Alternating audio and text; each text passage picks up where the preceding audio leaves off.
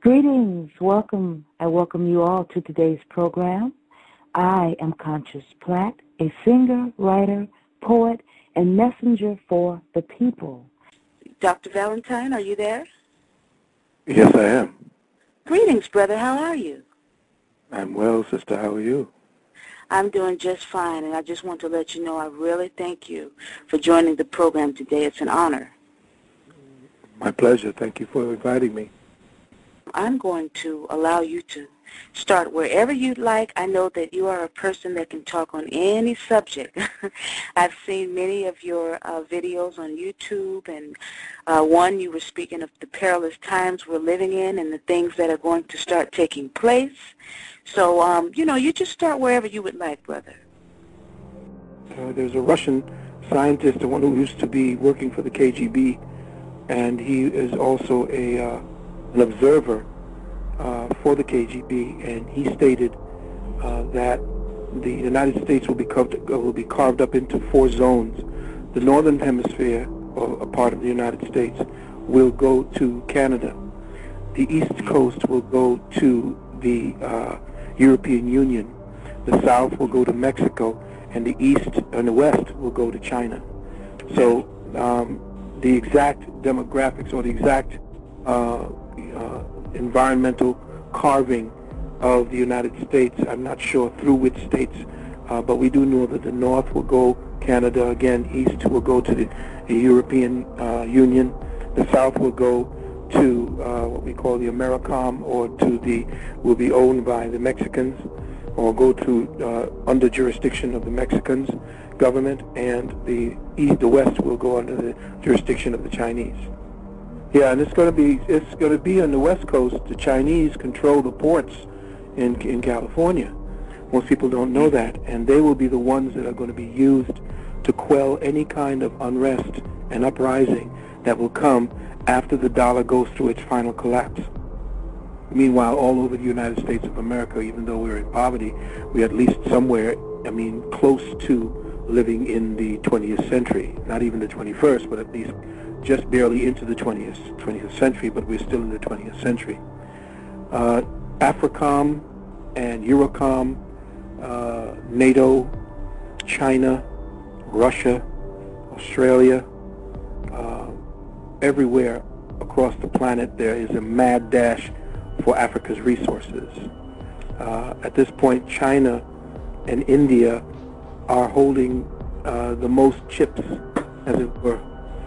And they are doing the most infrastructural work, putting up railroads, going into areas where the whites had not yet gone.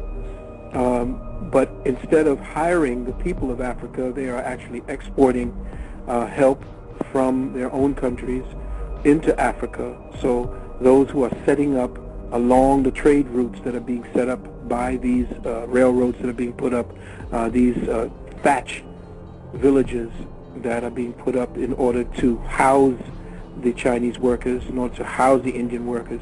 The Africans themselves are not getting the type of help, because the leadership in Africa, in order for them to get the monies that China and the other industrialized nations are getting, have to make deals with these governments in order to employ these government citizens.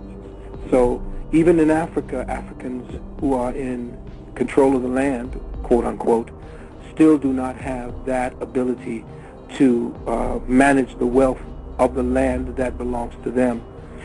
There are ways that are being dealt with right now to consolidate those lands by attempting to organize the lesser chiefs of these lands to a consortium.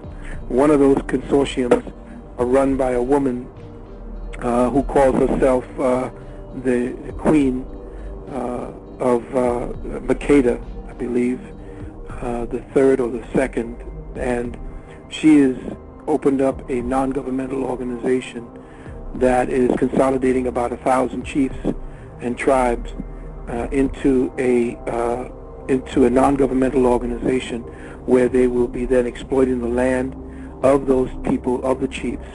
So Africa, even though I would say Nigeria is a very powerful country because of, or has the ability to be a powerful country, and is the most densely populated country in Africa at this time. Even they don't actually have control of the resources. Things like Shell having control of the land. In fact, they're polluting the land. They don't have the same kind of environmental restrictions that some of the more industrialized nations have in the West. So Africa is going to be going through the same kind of culture shock and what I call end-of-time shock that people over here in the West are going to be feeling. And as you said so aptly, that slavery and in Darfur, in the Sudan regions, and so forth, all of this is dovetailing into what I said, going over the next 20 years. There's going to be a crisis on this planet that we have not seen for the last 300, 400 years. Wow. So we are really in for many things to come. That's really interesting. All right. Well, without any further ado, we'll go ahead and introduce Dr. Delbert Blair. I do see him standing by. So greetings, Dr. Blair. How are you? Doing fine, Sister Constance Pratt. I'm happy that I'm on your show for the first time. Oh, yes, and I'm so happy to have you, and been anticipating this. Well, you can start wherever you would like, Dr. Blair. If you have any topic that you would like to start on, or if you want to start talking about some of your products, we are eager to listen. The change into the fourth dimension is already happening, and that's why people are sensing things and seeing shadow people and waking up in the middle of the night. And, of course, if they're doing drugs and stuff and they get caught on those fourth dimensions without going through them, then they're in deep trouble, too. That's when they see the old hag and feel weights on their chest and all this stuff. All that's explainable if you understand that we are a multidimensional thing called a soul, trapped in a limited body, which we get out of every night anyway, but now we're going to be more conscious of it, and that's going to cause fear for some. It's going to cause wonder for others, because we'll now be able to do what gods do on a lower plane, because we're going to become those gods on the lower plane. Not the creator, but the God that helps within us, and now it's beginning to give the privilege of ascending. Our souls are going to get higher in vibration as they used to be. For some. Some never were that high in vibration. And I say this, they're not admitting publicly to it through the astrophysicists, the meteorologists, the astronomers, and all this stuff. We have a second sun. We've had that second sun since about the middle of 2004 now. And that sun is highly magnetic. We're told that our Earth is losing her magnetic field. They wish it would. No, I don't believe that, because this new sun is highly magnetic, and it's going to cause a lot of disturbances. In fact, as we get more into a magnetic field in the next coming year, and we're right around the corner from the official turn, we've already unofficially turned really anyway, you're going to see blackouts and brownouts, and you're going to have power failures. This is not fun to talk about, because I will suffer from it, others will too. But the change is that electricity cannot propagate in a magnetic field. And electricity is one of the worst kind of things you can use on a planet, but they found a way to make it worse. They use extra low frequency electricity. And this has got to go, because it's a restraining device on advanced souls. It's a restraining advice on who can live here, and the planet is going to be granted the dispensation to go not only to a magnetic field, but to an organic field, organ energy. But now they're combining metal parts and machine parts with biological parts, putting up these android-type creatures, and that's what you see in these movies. These movies aren't lying. These the Terminators and all these kind of things, that's what they're showing. And then you have man. So you got man, human, and mankind, which we seem to think are symbolic. It's not. If you remember when they went to the moon, because they didn't go when they said they did anyway, but said one small step for man, one giant step for mankind. We don't even understand the differentiation, what they were saying there. And we've been lied to and miseducated, and his story has become a mystery, so now we don't even understand truth when we feel it. But now, as we vibrate upward, and we get more into a magnetic field around our planet, I just go on and on with this.